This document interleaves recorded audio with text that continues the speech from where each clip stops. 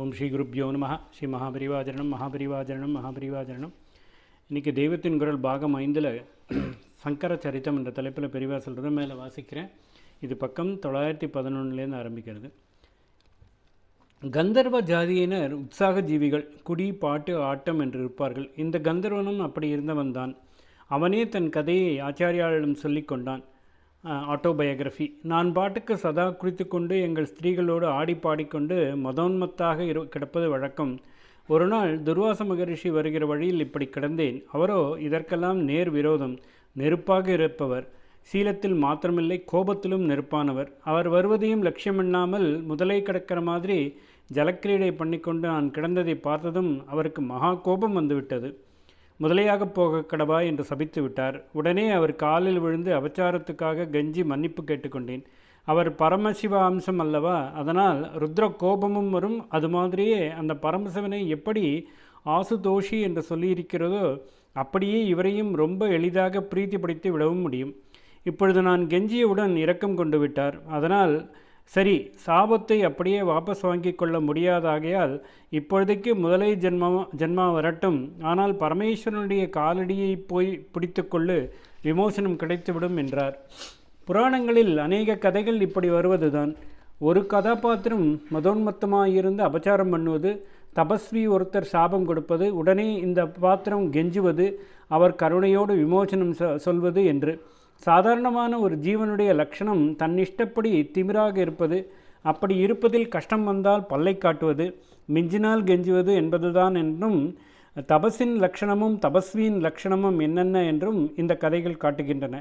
தபஸின் லட்சணம் சக்தி. அதனால்தான் ஒரு தபஸ்வி கல்லாகப்போ முதலையாகப்போ என்றால் தேவர்களும் கூட அப்படியே விடுகிறார்கள், அப்படியாகி விடுகிறார்கள்.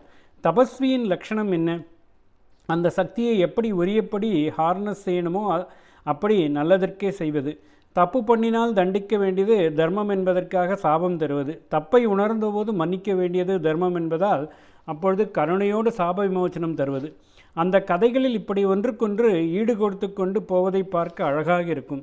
பரமசிவனின் காலடி பிடித்துக்கொள் என்றால் அது எப்படி சாத்தியம்? நான் முதலியான பின் ஏதாவது ஆற்றிலோ மடுவிலோ கிடப்பேனா இருக்கும்.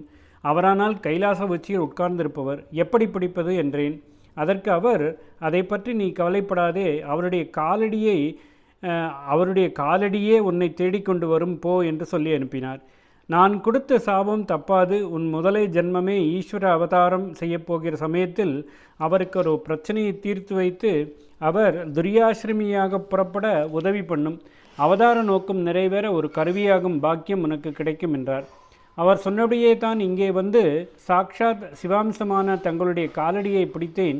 எனக்கும் முதலை ஜென்மா தீர்ந்தது, தங்களுக்கும் ஒரு குடும்பத்து மனுஷர் என்ற ஜென்மா தீர்ந்தது என்று சொல்லி அந்த கந்தர்வன் ஆச்சாரியாலை நமஸ்கரித்து விட்டு போய்விட்டான். முதலையாக ஜென்மா எடுத்த அவன் அவர் காலடியை பிடித்து சாப விமோசனம் பெற்ற மாதிரி நாமும் பிடித்தால் ஜென்ம நிவர்த்தி பெறலாம் என்று காட்டத்தான் அந்த கிராமத்துக்கே காலடி என்ற பெயர் வந்ததோ என்னவோ. பகவத்பாதரின் ஊர் காலடி. அன்னையை பிரிந்து ஆசானை தேடி முதலை வாயிலிருந்து குழந்தை மீண்டு வந்ததை பார்த்து தாயார் மிகவும் சந்தோஷம் அடைந்தாள். அந்த சந்தோஷத்தில் அவர் சந்நியாசம் வாங்கி கொண்ட நினைவே போய்விட்டது. அப்பா, பிழைத்து வந்தாயே, ஆத்துக்கு போகலாம். நான் கண்ணை மூடுவதற்குள் உனக்கு ஒரு கல்யாணம் பண்ணி பார்த்துடணும் என்றாள். அதை கேட்ட ஆச்சாரியால், அம்மா, நான் சந்நியாசி வாங்கிக்கொள்ள நீ அனுமதி தரவில்லையா? அதை மறந்து பேசுகிறாயே. இதுவரைக்கும் உன் ஒருத்திக்கு மாத்திரம் குழந்தையாக இருந்தேன். இனிமேல் லோகத்தில் உள்ள அத்தனை தாயார்களுக்கும் நான் குழந்தை. ஆமாம், நான் லோகத்துக்கெல்லாம் குழந்தை. பிட்சை போடுகிற ஸ்திரீகளெல்லாம் எனக்கு தாயார்கள். நீ மாத்திரம் தாயார் என்று நினைக்காதே. பல தாயார்களில் நீயும் ஒரு தாயார். நான் ஞானோபதேசம் வாங்கி கொள்ள ஒரு பரம்பரை இருக்கிறதே, அதில் உள்ளவர்களெல்லாம் எனக்கு தகப்பனார். ஞானம் வந்து நான் உபதேசம் பண்ணி அது யார் யார் மனசுக்கு ஒரு சந்தோஷத்தை கொடுத்து அவர்களை நல்ல வழிக்கு கொண்டு வருமோ அவர்கள் எல்லோரும் என் குழந்தைகள். குழந்தைகள் என்றால் பத்னி வேண்டுமே, நீயும் கல்யாணம் பண்ணி பார்க்கணும் என்றாயே. அப்படி ஒரு பத்னியை இந்த க்ஷணத்தில் கல்யாணம் பண்ணி கொண்டு விட்டேன். சாந்தி என்று அவளுக்கு பெயர். மனசு ஏகாந்தமாக ஒன்று இருக்கும்படியான ஸ்தானத்தில் சாந்தி என்ற வனிதையை விவாகம் செய்து கொண்டிருக்கிறேன்.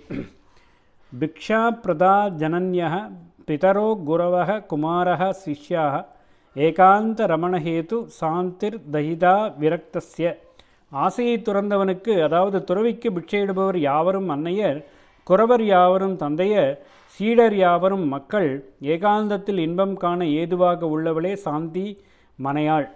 ஓம் ஸ்ரீ குருப்யோ நமः. ஸ்ரீ மகாபரிவாச்சரணம் மகாபரிவாச்சரணம் மகாபரிவாச்சரணம்.